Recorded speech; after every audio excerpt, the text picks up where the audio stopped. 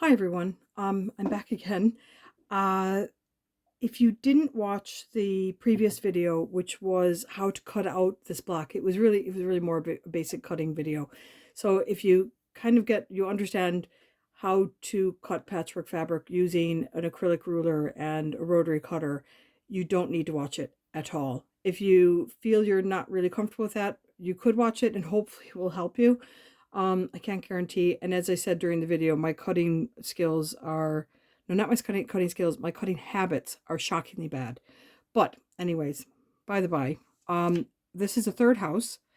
I've used some wonderfully bright colors. Well, garish colors maybe. But anyways, this is supposed to be cheerful and uplifting. I have the instructions here. Of course, the quantities required for the house are the page that's supporting all these little bits of fabric. So I'm not going to show that at the moment. You can see it's under here. There's the picture there. You should have the instructions. If you're a QGI member, you would have got them by email. The IPS has also very kindly been sharing them, and they're available on the Quilters Guild of Ireland website. So if you need the measurements, refer to the Quilters Guild of Ireland website or ask a QGI member or an IPS member. They should have them. And or contact me, Mary Palmer. And you can contact me through Facebook or Instagram or through my website. So anyways, I'm going to set these aside and I'm going to more or less follow the instructions, hopefully. And so to start with, you're supposed to sew together these two pieces first, the window and the wall, and then you sew together the bottom row. So to start with, I'll put these two little pieces together. This particular pattern, it's not difficult, but there are a lot of pieces in it, and I didn't do that intentionally well, no, I kind of did. I didn't do it to frustrate anyone, so please don't feel that I'm trying to leave anyone out. But the first two patterns are pretty straightforward and pretty easy. I wanted to make something that was a little bit more challenging. Remember, you don't have to do any of these. If you want to take part, a single block would be wonderful. You don't have to make all of them. You don't have to make a selection. Just one block would do. But if you want to be challenged a wee bit, this one might challenge you a wee bit. It might not. It's not difficult sewing. It's just a lot of pieces and some of them are rather small. So your seam allowance needs to be fairly accurate. As before, I'm going to just finger press the whole block as I sew. And as I said before, batiks are quite nice for that because they crease really nicely. So I'm just going to crease that with my fingernail, and this one as well. And then I'm going to sew together this row. So I have in the row a bit of wall, the window and the wall, a bit more wall, the door, and I kind of fussy cut the door in the previous video, and the wall, window, and wall. So I'll start on the far right side, and I'm just going to take it in sections, I suppose. So the two pieces to the far right, then the next two pieces. And even though this piece is smaller and you would generally put the smaller piece on top, I'm trying to keep everything in order, so I always put the piece that's farther to the right on top of the piece that's to the left of it. That way, when I take it out from under the sewing machine, and if I had 40 pieces in a chain, hopefully I wouldn't lose track. So I'll cut off the piece ahead, and then I will fold this back and finger press. And then I'm going to just set that there. And then I'll go to the next two pieces. And I have one piece off to the side because there was an odd number of pieces in this strip. As before, I usually line up the upper corner, sew a couple stitches, make sure everything matches, and continue sewing.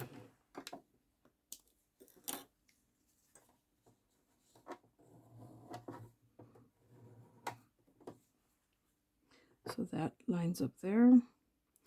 And I'm still going to, I've got this little piece hanging out on the far left, but I'm going to leave it there. And these two pieces can now get sewn together. Match up the corner again. And sew a couple stitches. Make sure these two corners match.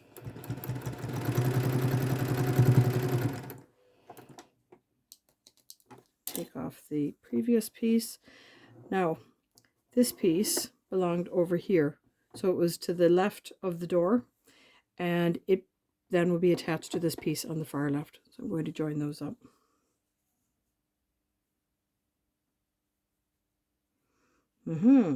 These don't match. So the question then is, I can see they don't match. So the question is, did I cut something wrong or did I sew something wrong? And looking at the seam, I can pretty safely say that I sewed something wrong. I went off at an angle on my sewing, which is just because I wasn't paying attention. I was too busy thinking about the next bit, I think. So what I'm going to do, I don't need to pull this bit out at the beginning. I'd say it's accurate up to about there. So I'm going to pull out the last inch or so of the piecing here. And snip this thread. Now I may have to unpick here as well because you know what, I am going to have to. Sorry. I thought I might get away without doing that. I'm going to unpick enough that I can open that seam up. And I'm going to get rid of the stray thread in the back. Someone asked about my seam rippers on one of our Zoom calls, and I got these from Superior Threads in America. And they are the bee's knees. They are snippers and seam ripper in one. And besides looking like a dangerous weapon, they're just amazing. They're absolutely brilliant. So what I'm going to do is put this back down in place, and I'm going to put that back under the sewing machine, or the foot of the machine, and restitch that seam, because obviously I got away from lost the run of myself and just didn't sew it very well. So my order has been skewed a little bit, but I'll open this up, or I'll take that out from under the machine and set it aside. And I know it goes over here, so that's grand. And that one still goes over there. And what did I do with my little tab? Oh, there it is. So this looks a little bit more even now, and I will do as before and finger press it. And I will sew that again to this.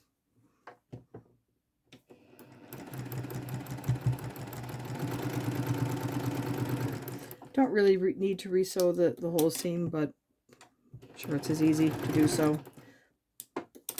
And open this up and finger press it again and cross my fingers and try again.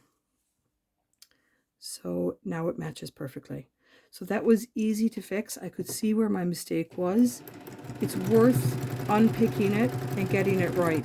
And swerving off at the end of a seam or at the beginning of the seam is really easy to do, so do pay attention.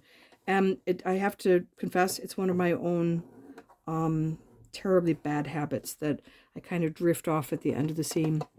So now put these together, and I'll line up that, and this lines up grand. And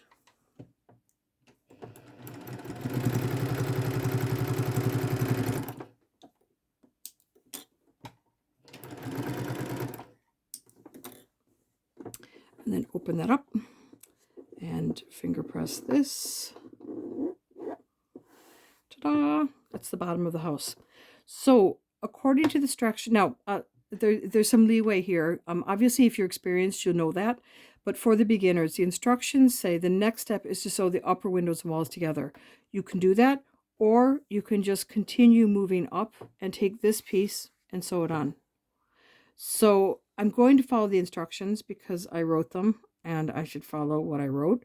But I'm going to set that aside, just like that, so you know what's coming next. And then I'll grab the upper house pieces. Oops. and tease them along.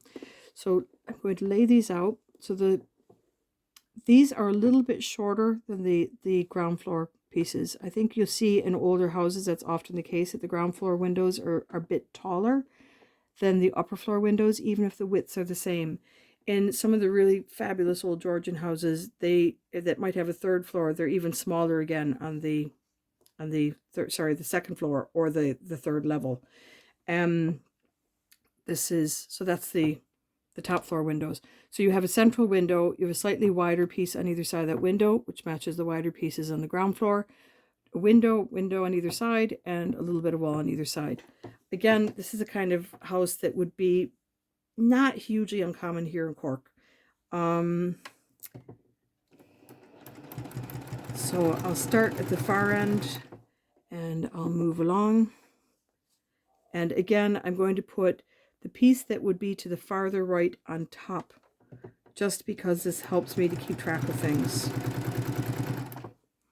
And again, the piece that's to the farther right goes on top. So you can see I haven't cut off the pieces as I start the next one. I'm letting the chain go on a tiny bit, and I have to cut it now because I'm kind of at the end. But when I start to cut this chain off, so I don't lose track of things, I tend to snip off the leader first, and then I hold it as I sewed it, and I snip, and then I bring it back to the table, make my crease, and put it down. And then I take the next piece and I do the same thing. I open it up in the same direction I sewed it, and that way I don't lose track of myself. And I put it down. And I'm not going to do the next piece yet because I'm using it as the leader on the machine. So I'm going to put this one over, and I'll sew these two pieces together and put that under the machine. Cut off the previous one and open it up, press, and then that goes to the final piece on the far left.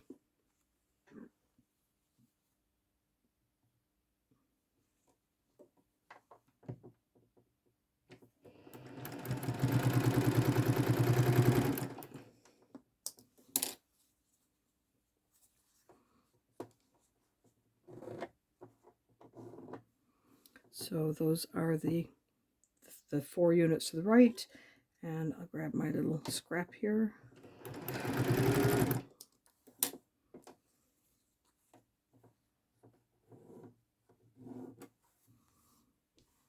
And that's the complete upper wall section, or upper window section. And again, I've put the pieces to the right on top because in my head, that's where it goes. So, as always, I would say that when I give you directions, or when I give directions on how to sew this together, these are just based on how my head works. If you find something else works better for you, work that way, because you should always do what suits you best. I'm just giving you tips on what helps me. Excuse me. So I now have the bottom of the wall, the middle of the wall, top wall window section, and then there's a little bitty strip of wall that goes above that. So I'm first going to sew this one on, and the top I'm bringing down to the bottom. Again, I'm going to match up this corner, and I have to be a little bit more careful here because I don't want to twist my seams. I'm going to sew a few stitches. You probably can't see my hands at the bottom here, but I'm going to match up the bottom seam and hold it with my right finger and thumb, and going to check my seam allowances and make sure I'm not turning them around as I go. So I'll stop periodically to check and make sure everything is still lining up and the seam allowances are still in place.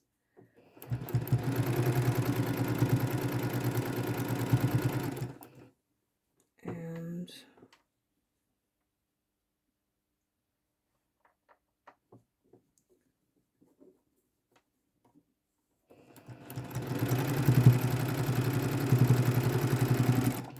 okay, so that's that piece sorted, and I'll just do this one sequentially then.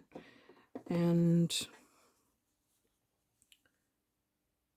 again, I'll match the first corner. I'm going to sew, put that under the foot, do a few stitches, and line up the far corner. The downside of all these little pieces is that you're more likely to have things not match, because if your seam allowance isn't right, things go a little bit skewed. So just be careful of your seam allowance, that it's an accurate 1/4 inch.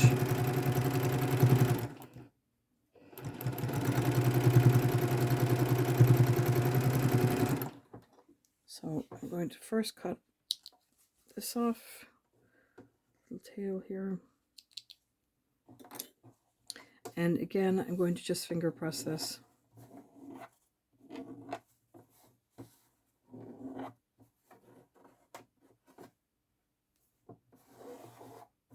So that's the bottom part of the house. And I'll finger press this.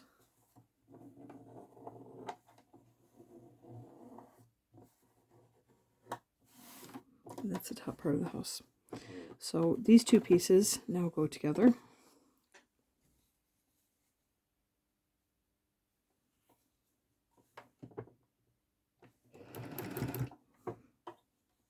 And I've done the same. I matched the first corner, and this isn't matching. So what did I do wrong?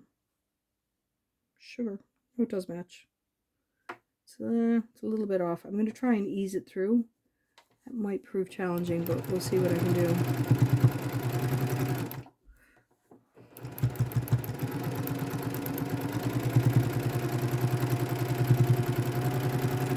Now, the mistake I made, I cut these long strips on the straight grain, which means there's very little stretch. It's always more forgiving if you cut those on the cross grain, but managed to make it fit anyways. So I'm going to finger press this, and that's the house. So just going to refer back to my instructions, because I don't remember what I actually said to do next.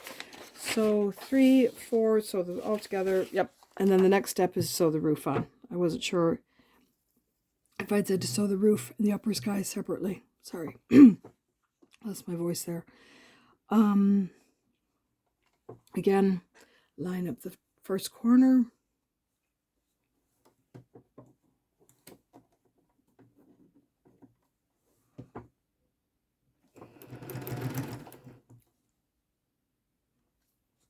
And these pieces that don't have any piecing within them, so like the top of the wall and the roof are just they're just a single piece of fabric. They should match. If they don't match, you cut something wrong. So you shouldn't have any problem making those match. And see, I did it again. Sugar. So because I can see that, I'm going to fix it. But if you see it, rather than ripping out as I did before, what you can do is just go in where you know that it's still accurate, which is, I'm going to go back up here and restitch that section. Bad habits never go away. Okay, so you can see it's sorted now, and that having those 2 lines of stitch won't be any problem. If you're pressing your seams open, they might be, but we don't have to worry about that today. So there's the house with the roof, and now we're going to do the upper sky and the 2 little bitty chimneys. So a little pink piece or a little house piece gets sewn to either side of the sky. My sky this time is a lavender color, and just gonna sew that on. And no, sorry, I was going to be snaky and try to sew it on the other end without snipping it, but I'm not going to do that. It's another really bad habit. Most of my bad habits are due to laziness, as I'm sure that's the case with most of us, that it's trying to take shortcuts that sometimes work and sometimes don't work. So the 2 small chimney pieces are now added to the top sky. And so this goes here, do a little finger press, and this one goes here, do a little finger press, and then add this. So this goes like this, and add that. So as before, I'm going to match the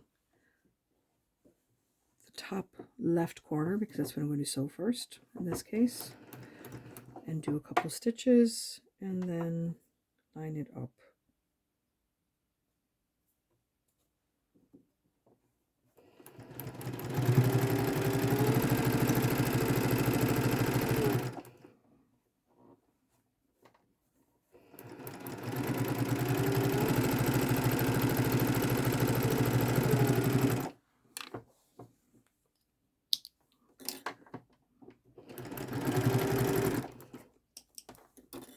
So I'm actually going to fold the sky under. Not that it makes a huge difference, but I like the sky receding behind the house. Although I'm gonna be a hypocrite and do the opposite on the sides because I know it's going to be easier. So that's the house. Now we have to put a bit of purple sky behind the house or to the side of the house on either side. And then we'll finish up with a bit of grass in front of it. And so I'm going to start with the right side. And again, I'm going to match up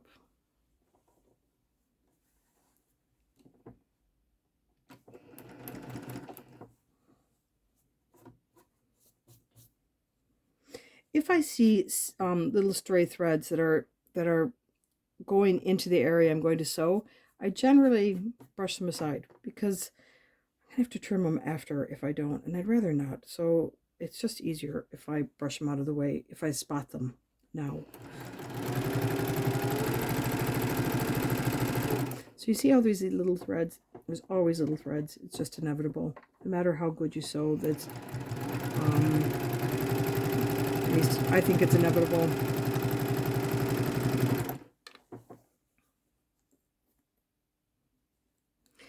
Now, just to make this easier, I'm going to introduce a second little scrap because then it just makes it a wee bit. Okay, so that's the first bit of sky. Now, before I said I wanted to have the house pop out from the sky, but I'm actually not going to worry about that anymore because all those seams would be extra bulk under there. So this is just easier if I do it this way. And in the grand scheme of things, I don't think anyone is going to notice on this particular quilt.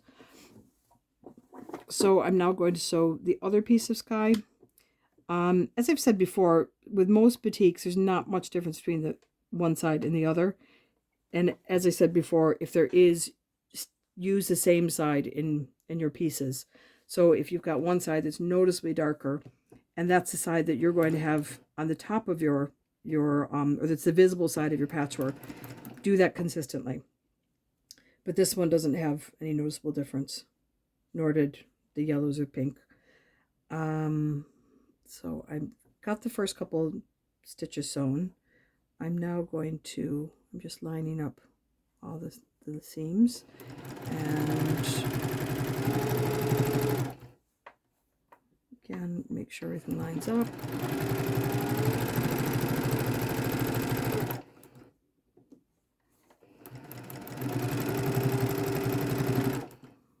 And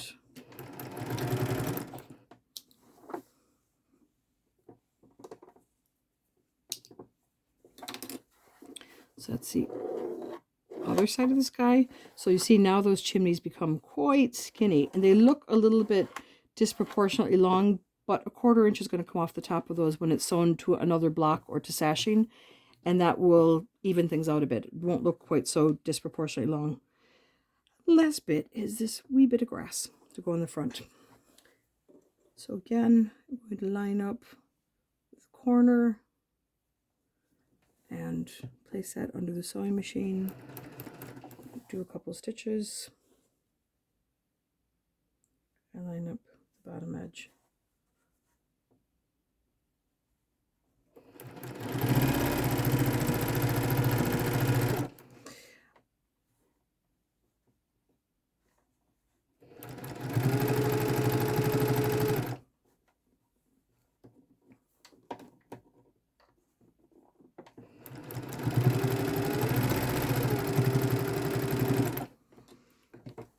off on the edge?